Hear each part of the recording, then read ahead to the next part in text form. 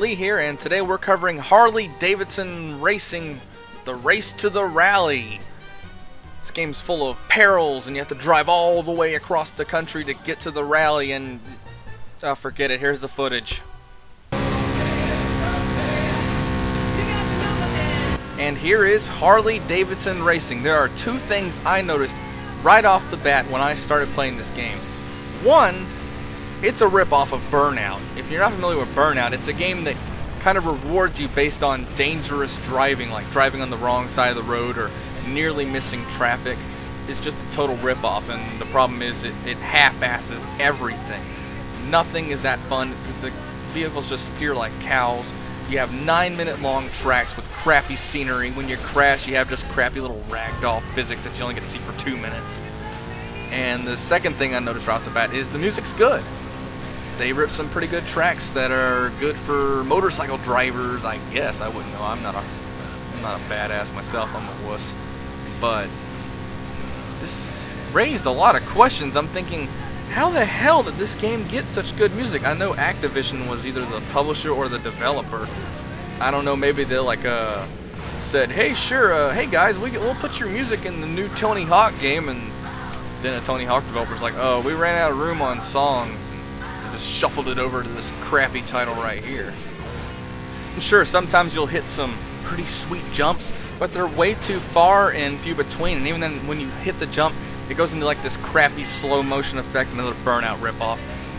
But the problem is it just doesn't look as spectacular. As you see the crashes there, it looks kind of okay, but the crash is already gone. You don't get any time to enjoy you screwing up.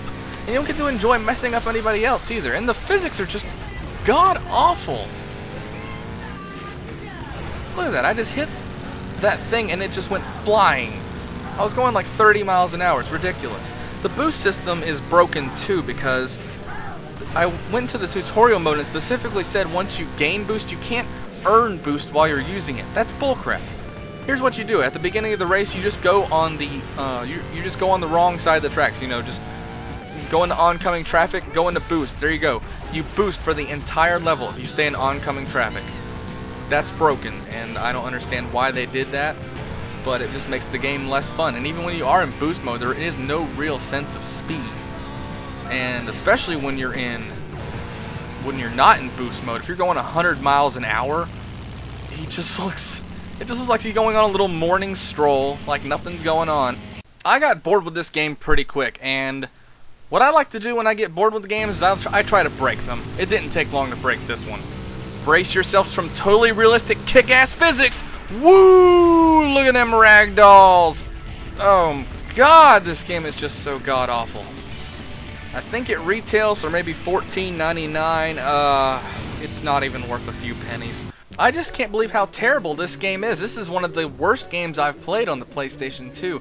If you want to play a real motorcycle racing game, well, not in a sense real, but fun, on the Sega Genesis, there's Road Rash 3.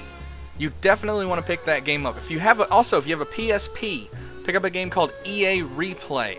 That game also features Road Rash 1, 2, and 3. All of them far superior to this game.